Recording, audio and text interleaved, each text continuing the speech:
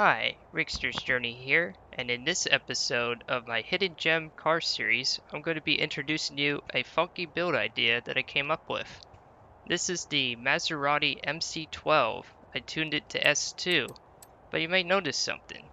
Why is it raised off the ground? Why didn't you lower it? Well, that's because I'm going to be doing an all-wheel drive off-road build for the Maserati MC12. I have not seen many people do this as an idea. It's probably not going to be practical. And most likely it probably isn't practical. It's certainly not something you would see somebody do in real life. Because this car is worth like way more than probably most of our incomes combined. So, some of the options I've been doing here, I'll start with the tires. I picked a rally tire compound to get maximum traction for this series and episode because the other options will not help with off-road grip. I also upgraded the tires to maximum front, and there's none in the rear. So usually you get like a front and rear option. That will allow for more grip and quartering speed. I was able to put on a Forza front wing that will allow me to handle the corners at higher speeds. And the race wing, you can't really see it easily, unless if I pan the camera over here. Ah, there we go. Yeah, the wing is allows me to tune for higher corner speeds at faster rates. Because usually in this game, the game class system goes from class D to X, S2 being just below the maximum. You need definitely to have downforce, otherwise your car's not going to be very controllable past speeds of 150 miles an hour, which it's kind of not realistic in that regard, but that's what makes this game fun and exciting. I also switched out the rear-wheel drive to all-wheel drive because all-wheel drive is a meta build in this game for off-roading, especially if the high amount of horsepower put on it. This engine, with the stock engine it came with, I just tuned it up all the way. 901 horsepower and 659 foot-pounds of torque at 3,012 pounds, with the weight distribution being 44% front and the rest in the rear. Displacement's 6,400. I could put on twin turbos, but it made it. I did some play testing with the twin turbo. I'm not sure it's really ideal because it's really struggled for grip as is when I do this. So also experimenting with the tire pressures as well. In this game, lowering the tire pressure to less than realistic values also seemed to help with off-roading too, to a point though. Because if you lower your tire pressure too much, the tires heat up too quickly and you lose a lot of grip, especially in off-roading. It's great for drifting though. And for the gearing, I'm going to start with 3.81 gears. I did play around with this build a little bit before filming this episode. That's what I am doing for the gear ratios. Tire alignment, I still have to fiddle with because I think it is still going to understeer even with putting the front tires at negative 1.2. When you do negative, it allows for more oversteer depending on the caster and other settings as well. Roll bars, I have not yet mastered. This is probably the hardest thing to get right with any car build in the game. Basically, what that is when your car pitches into a turn, it resists it and allows for like stability or instability depending on how fast you're going and what kind of bumps you're throwing the car around. Springs are a little easier to get used to. They're not as hard as getting the roll bars right. You don't want to go all the way soft for off-road builds, even though that's what the game will default value, because what happens is half the time, even cars that actually are made to do what I'm trying to do here, it just will flop all over the place like a beached whale, and you'll have no control or grip in certain situations, whereas if you had it stiffened, you'll be able to resist the beach whale up and down motion when you hit the bumps on the road. Dampening can be a little bit tricky too, but there's a simple math formula that I use, and the game kind of gives you a hint with this. When it says down to here, bump dampening should be 50 to 75. I argue 50 to 85, depending on the build. What that means is you do a simple math formula. So basically, if you want to tune your bump stiffness without looking at telemetrics constantly, say you have the front like I have at 2.5, you do on a calculator or a piece of paper. I mean, hey, everybody's different. I use a calculator just to make it faster. So you do like 2.5 times 0.55 and you get a value of 1.375. So you can basically set the front bump stiffness using that math to 1.3 or 1.4. The reason why you're doing this is so you're not having the stiffness be overpowering for the rebound. If you overpower this rebound with the bump stiffness, your car will be much less controllable. It just will flop, or it will like be very skittish in certain cornering situations. And each car is a little bit different in that regard, especially depending on how much power you're making or how much grip or traction you need or what kind of build you're doing. So the aerodynamics, I set it a little bit higher than default. Generally you want to go for a little more cornering if you want to do a grip tune to a point, because if you do too much cornering you can understeer, or you can have too much oversteer depending on the weight balance and how you have your brakes set up when you're braking from like 200 miles an hour to 100 miles an hour and you're trying to do a turn very quickly. So for the experiment for the brakes, I set it towards the rear, because that's where more of the weight is. It's kind of the opposite in this game. You think, well, why did you put it towards the front? That's actually the rear. It took me a long time to figure that out. I had to look it up on Google, like, why is my car braking so weird? And that's where I found out that they actually flip-flopped the graph here. So, differential tuning, this is an unusual differential tune. I don't normally put on the front 89% like this. I usually have it at 50% or lower. The only reason I'm doing that is because I've found that if I have it lock much quicker on the front and rear for the acceleration part, it tends to grip better. I might do like a little bit of deceleration on the rear, so at least I have a little more grip under braking. Usually it's easier to tune the rear than the front differential. I would recommend in any build to start with the rear and center of balance, then playing around with the front and center of balance, depending on what kind of tune you're setting up for. The center of balance is where you adjust how much power you want to go to the front and rear, kind of like what it's saying in the graph here. This one is not reversed, so you can, when you put it at 85% in the rear, 85% of the power actually is going to be generally going to the rear. And there's not much in the front because I'm trying to prevent excessive understeer, because excessive understeer is a nightmare, especially in a fast car like this. You want some understeer if you want to go fast around the circuit, but you don't want so much that you can't make it around the turn without like constantly pulling the handbrake. So I'm going to be selecting a off-road race, and we'll see how we do with this tune and build. And if I really like it, I'll eventually share it, but until I get it like really down, I might update the description box if anyone's interested in trying out this tune.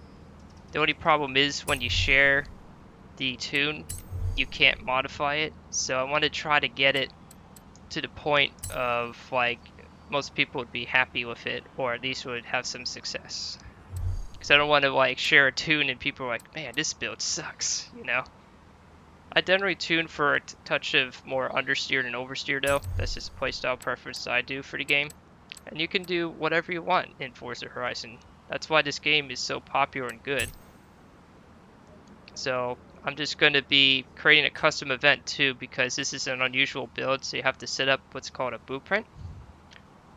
So I'm just going to call it blueprint test M1. And go into event settings. I'm going to make it a 2-lap race. You know, a 3-lap race would be better. And make it morning and clear, just to make it a little easier, because I have no idea how well this is going to go. It's going to be any S Class 2 cars, because it's just the way it is. And okay, so now it's race time. Let's see how we do with this off-road tune. Now the reason why I picked a green off-road event than the yellow is yellow is an easier rally stage. This is like tougher off-road race.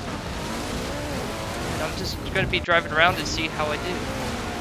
I don't have traction control enabled. I do have the brake lines so I can tell when I need to brake. Yeah, and as you can see, it's still a little bit skittish over those bumps, partly because the suspension is only like 5-7 inches respectively, so it's not a lot of travel I can work with. You want to have good suspension travel off-road, because as you can tell, the car's like bouncing like a whale a little bit.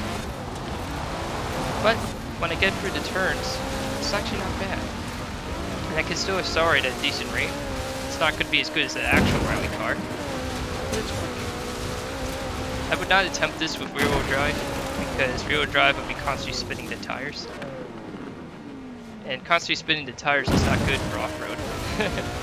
Or even on-road for that matter, because you're not going to go anywhere. Or if you do, you have to manipulate the throttle and brakes constantly, even with traction control. Yeah, it's kind of a challenge to go faster than 100 miles an hour for this section of the track, because it wants to oversteer quite frequently. Now I'm just going through, powering through the street here. Trying to get a little bit better terms and grips of this particular course as well, so I might not even win this race. Well, I'll try to shoot for a podium as I'm going around this course.